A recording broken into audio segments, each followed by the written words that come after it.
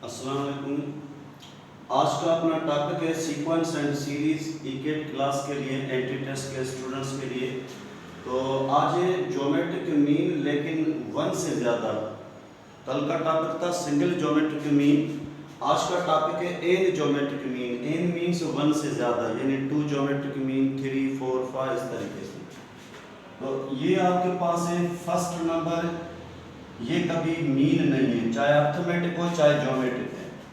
और ये आपके पास है लास्ट टर्म, ये भी मीन नहीं है। मीन हमेशा इनके दरमियान को कहेंगे, एक term, 2, 3, 4 up to n terms, लेकिन with respect to definite row. तो अभी ये ज्योमेट्रिक मीन, इसलिए G1, G2, G3 up to Gn। और लास्ट लेक्चर में हमने पढ़ा था अर्थमेटिक 1 यानी A1, A2, A3। अब क्या करना है, ज्योमेट्रिक 1, 2, 3, 4। तो इस कंप्लीट को हम क्या कहेंगे, ये जो हमने लिखा है ये है इज GP, यानी ये ज्योमेट्रिक सीक्वेंस बन गई, प्रोग्रेशन बन गई। इस ज्योमेट्रिक प्रोग्रेशन में टोटल टर्म्स अगर कहा जाए, कोई MCQ आ जाए, टोटल टर्म्स आर डैश, तो ये फार्मूला n+2। क्यों कि एक और ये दो, ये फर्स्ट एंड लास्ट टर्म, इनके दरमियान n मीन्स, यानी ये n means number of means. अगर इस कंप्लीट में हमें G1 की वैल्यू फाइंड करनी है, तो इसको हम कंपेयर करेंगे। इसको हम कंपेयर करेंगे किससे, अर्थमेटिक की प्रोग्रेशन जनरल फार्मूला जो हमने पढ़ा था, उस जनरल फार्मूला से हम इसको कंपेयर करेंगे इस तरीके से। तो ये जो सेकंड टर्म है ना, वो अपने पास ये AR है, ये सेकंड टर्म है। तो मीन हमेशा सेकंड टर्म से शुरू होगी। It means second term, T2 means second term, G1 mean हमेशा फर्स्ट होगी, इज इक्वल टू AR। इस तरीके से अगर हमारा थर्ड टर्म है तो it is second geometric mean, यानी G2। तो ये AR और ये जो 2 है इसके ऊपर ये पावर होगा। यहाँ पे 1 है तो यहाँ पे 1 लिखा जाएगा। सिमिलरली G3, तो ये थर्ड ज्योमेट्रिक मीन है, लेकिन ये फोर्थ टर्म होगा। It means AR power 3। Continue अगर हम कहें कि हमें 11th टर्म चाहिए, तो वो G10 कहलाएगा। It means AR power 10। तो लास्ट मीन जो होगी वो Gn कहलाएगी। जब ये n है तो ये कौन सा टर्म होगा, n+1। It means AR power n। तो AR पावर 1, 2, 3 इस तरीके से ये G1, G2, G3, G4, G5 and so on. तो इन दरमियान वाले पार्ट्स को हम क्या कहेंगे, A और B के दरमियान, these are all geometric means और these are n geometric means. तो यहाँ पे ये R क्या है, ये सवाल है। R रेशो है last term divide by first term, उसके ऊपर whole power 1/n+1। n means number of means. तो ये है ज्योमेट्रिक मीन में R का फार्मूला। जिस तरीके से हमने अर्थमेटिक मीन्स में डिफरेंस का फार्मूला पढ़ा था, B माइनस A यानी last term minus first term divide n+1। यहाँ पे n means number of arithmetic mean, लेकिन अभी हमें R चाहिए। तो अगर इस G1 को हम इस तरीके से लिखें, G1 is equal to A और R की जगह ये पूरी वैल्यू, ये पूरी वैल्यू, तो ये G1 is equal to A और ये B पावर 1/n+1 अलग, A पावर 1/n+1 अलग। अगर इसको शिफ्ट किया जाए तो ये G1 B पावर 1/n+1 और ये A पावर 1/n+1 और ये पावर 1 है, यहाँ पे वो नीचे आए इस तरीके से। ठीक, तो ये G1 is equal to B power 1/n+1 upon इसकी एलसीएम होगी n+1। तो ये n+1 यानी 1 माइनस ये पूरी वैल्यू इससे मल्टीप्लाई होगी, तो ये प्लस है माइनस से मल्टीप्लाई, तो इस तरीके से ये दोनों कैंसिल और ये नेगेटिव वैल्यू ऊपर जाएगी, तो G1 इज इक्वल टू ए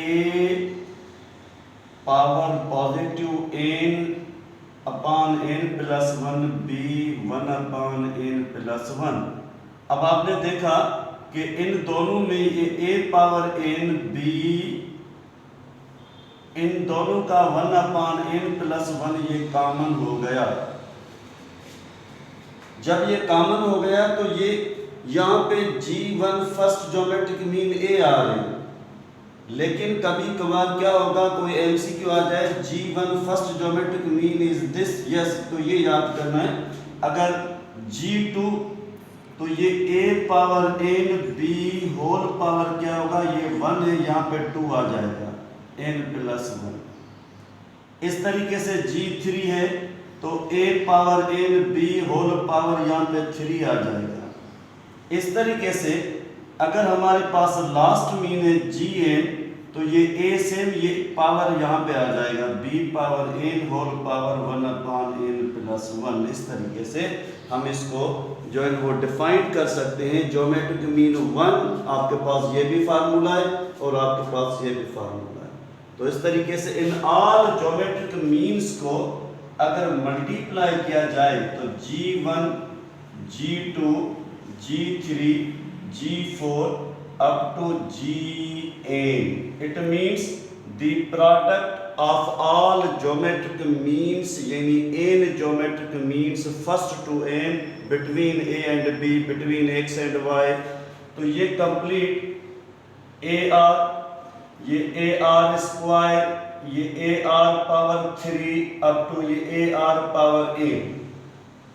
क्या होगा, इन सब में a के ऊपर पावर 1 1 1 1 1 इनका सम होगा अप टू n टर्म्स, और r के ऊपर 1 plus 2 plus 3 plus plus plus up to n, तो ये a पावर n बन जाएगा। और r के ऊपर ये नेचुरल सीरीज का सम है, तो नेचुरल सीरीज का सम हमने पहले लेक्चर्स में पढ़ा है, ये है। और r क्या है, r की वैल्यू अपने पास ये है। तो इस कंप्लीट से हमें क्या मिलेगा कि the product of the first n geometric mean is equal to ab whole power n upon 2। ये ज्योमेट्रिक मीन की प्रोडक्ट में क्या है, एक थ्योरम भी है, और इसको याद करना a plus B whole power n, ये यहाँ से निकला है। अगर कोई student a power n b की वैल्यू r की वैल्यू रखे whole power 1 upon n plus 1, और इस कंप्लीट के ऊपर ये वाला पावर, तो क्या होगा, ये पावर इसमें कैंसिल होगा, बाकी हम ड्राइव करेंगे तो ये वाला आंसर मिलेगा। यानी एक तो ये याद करना है MCQs के लिए कि प्रोडक्ट क्या होगी, a plus B whole power n, ये लाजमी नहीं है। और the product of the first n geometric mean is equal to ab whole power n। अगर ये 1 अपॉन 2 उस तरफ चला जाए तो ये होल स्क्वायर भी बन सकता है। यहाँ पे n अपॉन 2 है, अपॉन 2 उस तरफ जाएगा तो क्या होगा, रेसिप्रोकल, ये भी कंडीशन सही है। और G1 into G2 up to Gn is equal to, अगर ये n इस तरफ चला जाए तो ये 1 अपॉन n और ये ab होल पावर 1 अपॉन 2। तो ये मुख्तलिफ कंडीशन से कभी किस तरीके से कोई MCQ आ सकता है। तो ये अपना आज का टॉपिक है, इस पे हम जो है वो आगे डिस्कस करेंगे। अगर अपने पास find two geometric means between 2 and -16, तो इसका मकसद है कि ये 2 है, ये ज्योमेट्रिक 1 है, ये ज्योमेट्रिक 2 है, ठीक है, और लास्ट में ये -16 है। ये क्या है, is geometric progression. How many total terms, sir total terms इसमें complete n plus 2, it means 2 mean plus 2 यानी 4 टर्म्स। अगर कहा जाए इसका r क्या होगा, तो r इसका होगा -16 यानी ये b की वैल्यू डिवाइड बाय a की value whole power 1/n plus 1। n क्या है? n means number of geometric mean. तो r क्या मिलेगा? इसको हम डिवाइड करेंगे -8 होल पावर 1/3।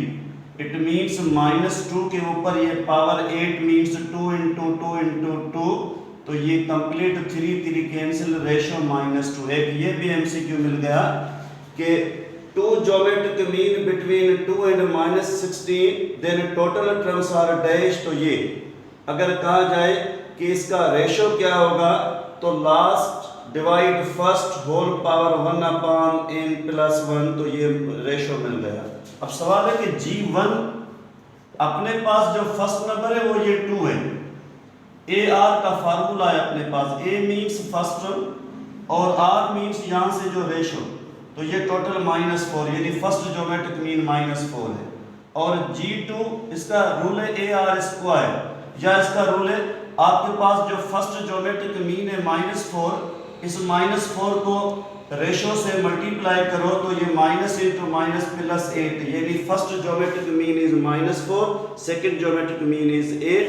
तो इस तरीके से एक्सरसाइज 6.7 में क्वेश्चन नंबर 2 और ये है सिंध टेक्स्ट, तो इसको आप फॉलो करो तो इस तरीके से आपकी प्रैक्टिस हो जाएगी फॉर एमसीक्यूज। तो एक और पॉइंट इसमें है कि ज्योमेट्रिक मीन 1 का फार्मूला अभी पढ़ा AR और ज्योमेट्रिक 2 का फार्मूला पढ़ा AR स्क्वायर। अगर कल पेपर में आ जाए G1 इंटू R फिर भी सही है, क्यों कि ये जो ज्योमेट्रिक मीन 1 है और एक R, तो ये वापस AR स्क्वायर मिल जाएगा। सिमिलरली G3 वैसे तो AR क्यूब, लेकिन इसको लिखा जाए second geometric mean into ratio, तो इस तरीके से भी मिल सकती है। अगर अपने पास है 10th ज्योमेट्रिक मीन, तो एक तो AR पावर 10 और 9th ज्योमेट्रिक मीन में रेशो को मल्टीप्लाई किया जाए एंड सो ऑन। आगे इंशाल्लाह हम कंटिन्यू रखेंगे। Hope you understand.